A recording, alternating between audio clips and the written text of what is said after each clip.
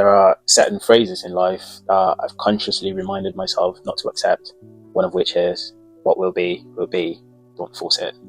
It sounds wise and calm. However, if we're not careful, it can quietly teach us to stand still. Yes, there is some truth in it.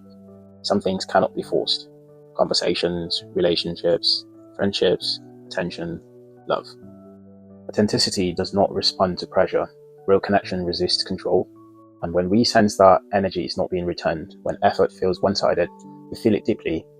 We sometimes interpret it as disrespect, indifference, or rejection, and so we step back and create distance in a bid to protect our dignity. But here's the part life has taught me the hard way. Nothing meaningful works without effort.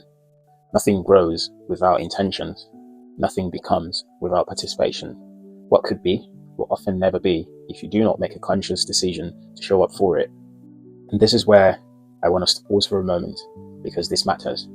Sometimes, when we try to reach people and it feels like they're not connecting, we rush to assume they are careless or cold or disrespectful. But maturity demands something deeper of us. Be kind enough to check whether they can even connect before deciding that they won't.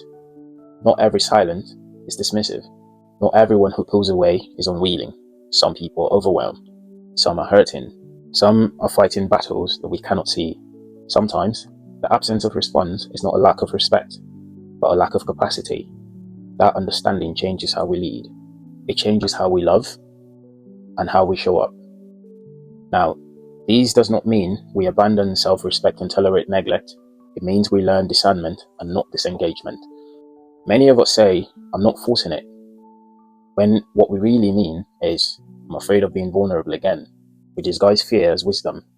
We confuse withdrawal as strength. But life does not reward emotional absence. Relationships do not maintain themselves. Trust does not build in silence. Depth does not happen by accident. Even love, real, honest love, requires nurturing, requires presence, consistency, intention. Life is not a spectator sport. You may not control outcome, but you're fully responsible for your effort. So let's choose intentionality, choose effort that aligns with self-respect, choose to work on what matters, not because success is guaranteed, but because meaning is.